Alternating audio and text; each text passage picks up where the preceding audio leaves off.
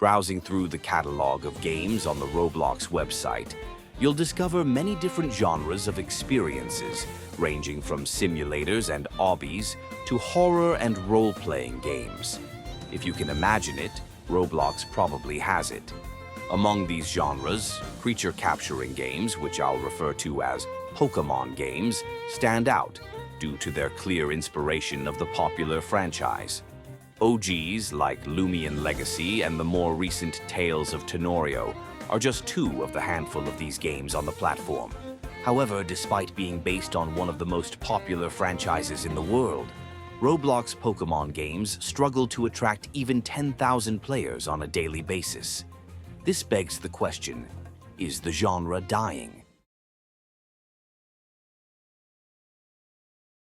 The history of Roblox Pokémon games began in the early 2010s with a game called Project Pokémon. This game included locations, characters, and creatures from the official Pokémon franchise into the Roblox universe, capturing the hearts of players and enjoying lasting success for years. Following its success, another game emerged on the platform, which would single-handedly shape the future of the genre: Pokémon Brick Bronze. Brick Bronze quickly became a massive sensation, drawing the attention of prominent YouTubers and gaining a dedicated player base. With hundreds of Pokémon to collect, a unique original story, and a passionate ambition that to this day rivals many games on the platform, it stood as the definitive Pokémon experience on Roblox. However, this would not stop the inevitable. Eventually, Pokémon Brick Bronze faced a copyright strike from Nintendo for using their characters. It would be taken down, and all other Pokémon games on the platform would follow shortly afterwards, marking the end of an era for Pokémon games within the Roblox community. Many fans felt lost, wondering what they would play next with no Pokémon titles available. But Pokémon Brick Bronze would return in a way nobody expected.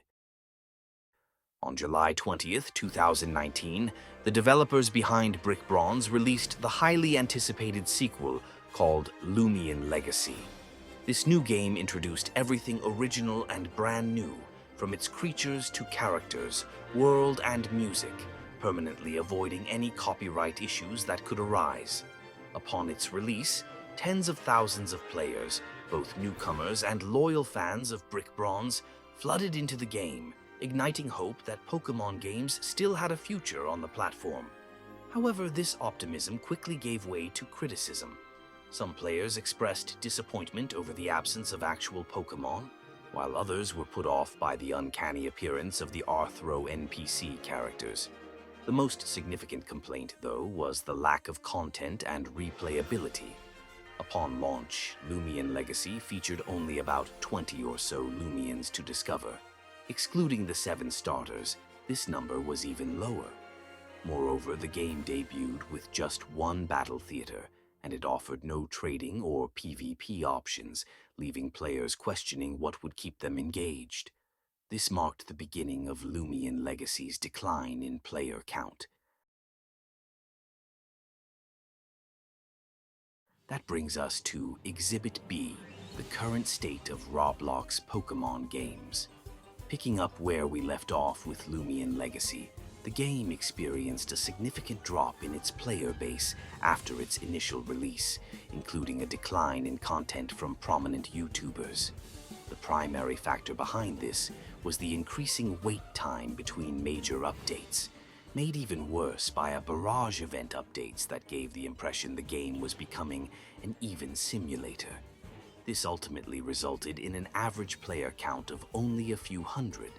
As of February 2025, the last major update, Atlantean City Part 2, was released in late 2023. But is this a problem specific to Pokémon games, or is it limited to Loomian Legacy? To answer this, we'll take a look at the other 2 major Pokémon games on the platform, Doodle World and Tales of Tanorio. On April 2nd, 2022, Doodle World launched, created by the developers of Project Pokémon. It debuted with a respectable player base of a couple thousand, benefiting from a thriving community due to its highly interactive nature and a promise of a great experience. While the player count didn't remain as high as its initial launch, the lively community sustained interest in the game until progress unexpectedly stagnated. Following the fourth key update, major additions to the game became infrequent, similar to the situation with Loomian Legacy. Released on March 10th, 2024, Tales of Tanorio generated immense excitement. Rising from the ashes of the previously copyrighted Pokémon game, Pokémon Metal Malachite, it was marketed as the next big thing on the platform, with hopes of revitalizing the Pokémon genre.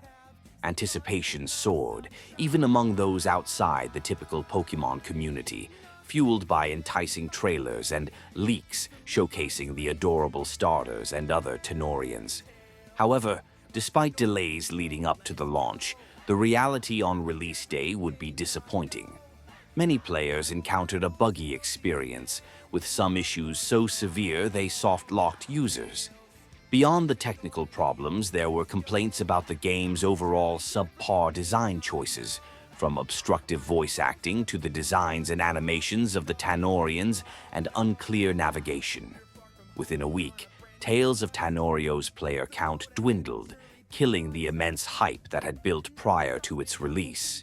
Currently, the developers are working on a card game spin-off to generate revenue for the game's continuation, a decision I find questionable, but I'll elaborate on that at the end of this video, so stick around till then for my thoughts. So, what does all of this mean for Pokémon games on Roblox? Time and again, they seem to start strong before declining shortly thereafter. Is the concept of monster-catching games inherently unsustainable? Is it the developers? Would the ROBLOX community rather just play official Pokémon games?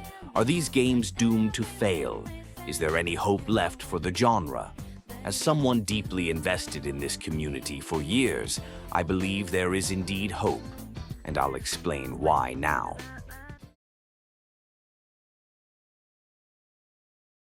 Defaulting to the argument that people want to see real Pokémon would be a weak conclusion, and I don't actually believe that's the case. Time and time again, Roblox games have drawn heavy inspiration from various outside sources and still found substantial success on the platform. This formula continues to shape much of what appears on the front page today.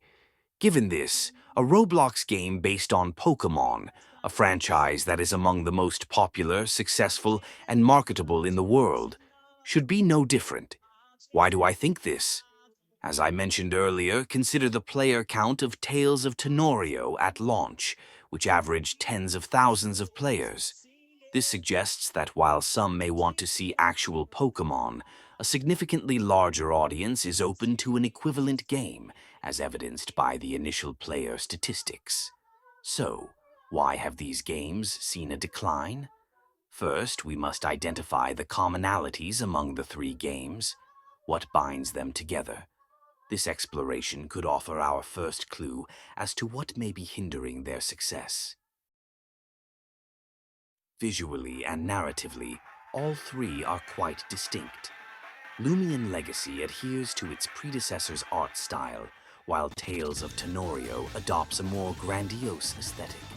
And Doodle World features a simpler, two-dimensional landscape for its creatures, so there is no overlap in that regard. However, when it comes to gameplay, they all share a striking similarity, heavily influenced by the Pokémon battle engine. Progression also serves as a shared feature, as players navigate from route to route, capturing monsters and battling NPCs with the objective of challenging all the gyms, or their regional equivalents. These elements are core aspects of the Pokémon experience, but in my opinion, they are precisely what is stifling the genre's growth on the Roblox platform. The route-to-route formula simply lacks long-term replayability. Unless a player is intent on completing the entire roster of monsters, there's little incentive to backtrack unless it serves the storyline. Item boxes could serve as a potential remedy, but they are often viewed as one-use gimmicks. This brings me to what I believe could be the downfall of these games. They don't possess enough replayability value for the casual player. Sure, collectors, traders, and competitive players may find plenty to engage with, but casual gamers require accessible, enjoyable content to keep them coming back. If there's nothing for them outside of what the seasoned players engage with, they will inevitably drift away until the next significant update. The casual player base is crucial for maintaining player counts, yet if they find nothing appealing, they will simply leave. So if this is the issue, what's the solution? Pokemon games need to innovate the core mechanics of the genre and evolve, pun intended, beyond the bandit-beating route traveler formula. Captivating areas and intriguing creatures are all great, but the gameplay loop of defeating NPCs needs a fresh approach. Ultimately, a casual player may not want to commit to a full game centered around solely battling NPCs to get to the next area, except if your blocks fruits. We need fresh ideas that can reshape the foundational structure of the genre while preserving the essence of what makes Pokemon appealing. This new direction should aim to be enjoyable, accessible, and most importantly, replayable for all audiences.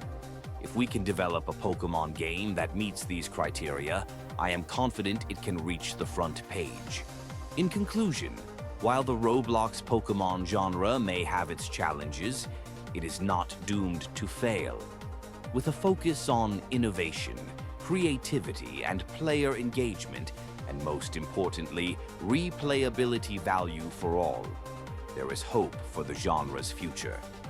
Developers can learn from the successes and failures of existing games and create new experiences that capture the hearts of players. By taking a fresh approach to gameplay and incorporating elements that appeal to casual players, Roblox Pokemon games can regain their momentum and attract new audiences.